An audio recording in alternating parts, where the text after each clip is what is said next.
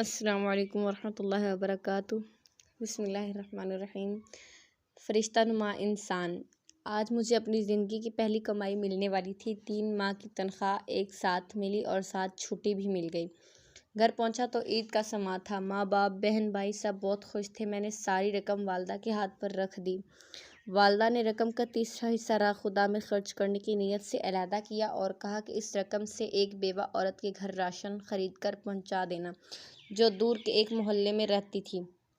میں اسی وقت گیا اور راشن خرید کر لایا۔ گھر میں میرے لیے پرتکلف طعام کا انتظام کیا گیا تھا۔ بہن بھائیوں کے ساتھ مل کر لذیذ کھانوں کے مزے اڑائے اور سفر کی تھکاوٹ دور کرنے کی غرض سے رضائی میں گھس گیا۔ آنکھیں نیند سے بوچھل ہو رہی تھی کہ اچانک اس بیوہ عورت اور اس کے یتیم بچوں کا خیال آیا۔ ارادہ کیا ابھی جاؤں اور اس کو سامان پہنچا آؤں۔ طبیعت میں سستی تھی، سوچا کل پہنچا دوں گا، لیکن بعد میں خیال آیا میں تو پرتکلف کھانے کا مزہ لے چکا، کہیں وہ بچے بھوکے نہ ہوں۔ اسی وقت لحاف سے نکلا، ایک چادر اوڑھی، تھیلا کاندھے پر رکھا اور اس کے گھر کی طرف نکل پڑا۔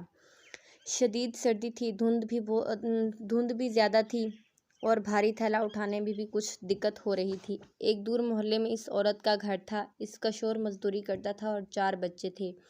ایک ناگہاں حادثے میں شوہر کی موت ہو گئی اور اب اس کے یتیم بچوں پر دست شفقت رکھنے والا کوئی نہ تھا۔ قسمت بھی بہت ستم ظریف ہے، کبھی ایسے لوگوں کو لپیٹ میں لے لیتی ہے جن کا خدا کے سوا کوئی نہیں ہوتا۔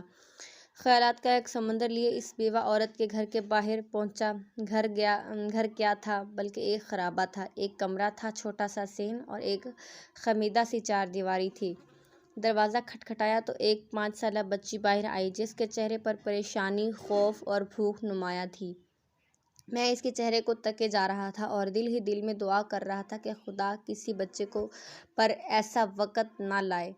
اس بچی نے ایک پرانا سا جوڑا پہنا ہوا تھا اور ایک شدید سردی میں ایک پھٹی پرانی جرسی پہنی ہوئی تھی۔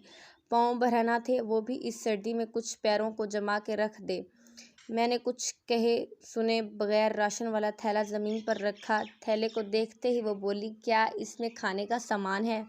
یہ سننا تھا کہ میں حیران ہو گیا۔ ایک بار پھر اس نے یہی سوال دہرایا۔ میں مثبت انداز میں سر ہلایا۔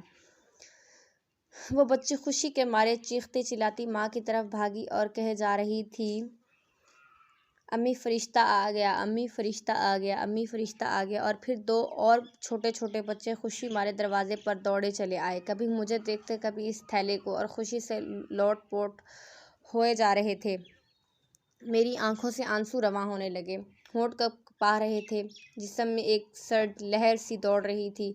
خدایا یہ کیا ماجرا ہے؟ کیوں یہ بچے مجھے گنہگار کو فرشتہ سمجھ بیٹھے ہیں؟ انہی سوچوں میں غلطان تھا کہ ایک خاتون جو ان کی ماں تھی دروازے پر آئی اور دروازے کی اوٹ میں کھڑی ہو کر روحان سی آواز میں یہ کہنے لگی، میرے بچے 2 دن سے بھوکے تھے۔ غیرت گوارا نہیں کرتی کہ کسی کے آگے ہاتھ پھیلاؤں۔ میرے مرحوم شوہر بھی محنت مزدوری کرتے تھے مگر کسی کے آگے ہاتھ نہیں پھیلاتا تھا۔ ان کے چلے جانے کے بعد ان کی دیکھ بھال کرنے والا کوئی نہیں۔ رشتہ داروں نے ہاتھ کھینچ لیے ہیں اور محلے والے بھی مدد نہیں کرتے، مگر کبھی کبھی آپ جیسے نیک دل لوگ مدد کر دیتے ہیں۔ میں 2 دن سے بچوں کو یہ کہہ کر بہلا رہی تھی کہ ایک فرشتہ آئے گا اور ہمارے لیے کھانا لے آئے گا، اسی لیے یہ آپ کو فرشتہ سمجھ بیٹھے ہیں۔ اس عورت نے خدا کے حضور شکرانے کے چند کلمات ادا کیے، مجھے ڈھیر ساری دعائیں دیں، شکریہ ادا کیا۔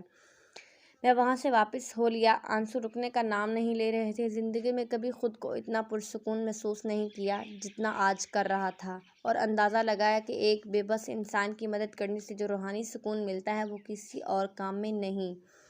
ہمارے ارد گرد ایسے بہت سے غربا ہوتے ہیں جو مستحق ہونے کے باوجود کسی کے آگے ہاتھ نہیں پھیلاتے، مگر مدد کرنے والے ہاتھوں کی منتظر ضرور رہتے ہیں۔ 2 وقت کی روٹی ہی ان کا کل جہاں ہوا کرتی ہے۔ ایسے لوگوں کی مدد کرنی چاہیے، چاہے وہ ایک وقت کے کھانا ہی کیوں نہ ہو۔ گھر آیا تو ماں نے پوچھا، بیٹا اتنی رات کہاں گئے تھے؟ بنا بتائے میں بے ساختہ بولا، فرشتہ بننے گیا تھا۔